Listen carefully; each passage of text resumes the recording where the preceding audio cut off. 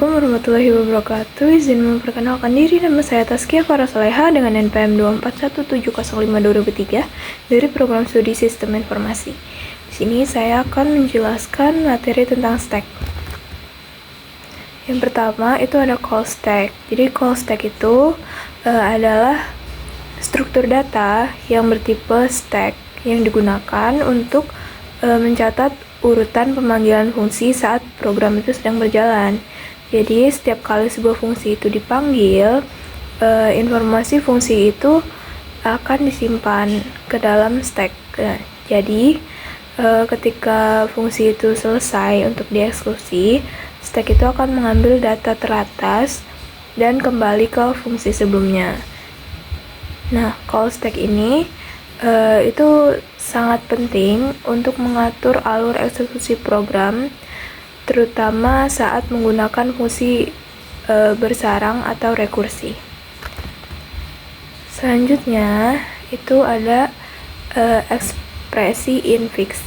Ya, ekspresi infix itu bentuk penulisan ekspresi matematika yang paling umum digunakan oleh manusia, yaitu operator yang ditulis di antara dua operan. Di sini contohnya itu ada 3+4 atau 5 kali 2 dikurang 1. Nah, kelemahan infix sendiri itu komputer itu perlu memperhatikan prioritas operasi dan tanda kurung untuk mengetahui urutan pengerjaannya. Ya, jadi karena itu ekspresi infix ini sering diubah ke bentuk lain seperti postfix agar lebih mudah diproses oleh mesin. Selanjutnya ini notasi postfix yang sudah disebutkan sebelumnya. Jadi postfix atau reverse itu atau reverse Polish notation ya, itu adalah bentuk ekspresi di mana operator itu ditulis di belakang operan. Jadi di sini contohnya tuh kalau misalnya 3+4 itu kan di infix ditulisnya 3+4. Tapi kalau misalnya di postfix itu ditulisnya 3, 4 baru plus. Nah, makanya di sini disebutkan itu operator itu ditulis di belakang operan. Jadi operatornya itu kan plus. Jadi dia ditulisnya itu di belakang operannya 3 sama 4. Sedangkan kalau di infix tadi itu ditulis secara normal yaitu 3+4. Jadi kelebihan dari postfix sendiri itu tidak membutuhkan tanda kurung dan lebih mudah dihitung menggunakan stack karena urutan eksekusinya selalu jelas. Kalau infix tadi itu kan dia perlu tanda kurung untuk mengetahui yang mana yang dikerjakan lebih dulu. Sedangkan kalau misalnya postfix ini udah jelas urutannya. Jadi proses evaluasi postfix ini dilakukan dengan cara menumpuk operan ke dalam stack, lalu saat ada operator, dua operan terakhir akan diambil untuk dihitung. Selanjutnya itu ada algoritma DFS atau Depth First Search. Jadi DFS sendiri itu adalah algoritma pencarian atau penelusuran pada struktur data seperti tree atau graph dengan cara menelusuri cabang yang paling dalam terdahulu baru kembali ke cabang lainnya. Nah, DFS sendiri itu dilakukan dengan dua cara, yaitu menggunakan rekursi atau menggunakan stack secara manual. Terus DFS ini sering dipakai dalam kasus penelusuran jalur, pencarian solusi dalam puzzle, atau penelusuran struktur hierarki.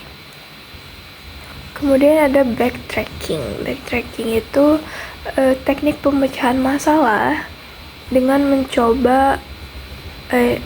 cara mencoba semua kemungkinan atau solusi satu persatu.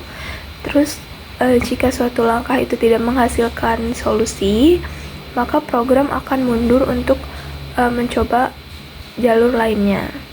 Nah, teknik ini biasanya menggunakan rekursi dan banyak digunakan pada permasalahan seperti pencarian jalur dalam maze, kemudian penyusunan kombinasi dan permutasi, serta penyelesaian puzzle seperti sudoku.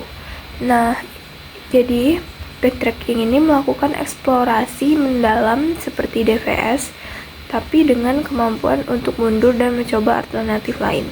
Jadi di backtracking ini masalahnya itu dicoba dengan mencoba semua kemungkinan satu persatu. Kemudian ada Stack Overflow. Jadi Stack Overflow ini itu kondisi ketika call stack itu mengalami kelebihan kapasitas akibat terlalu banyak data yang masuk. Biasanya karena pemanggilan fungsi itu tidak berhenti atau rekursi yang tidak memiliki base case.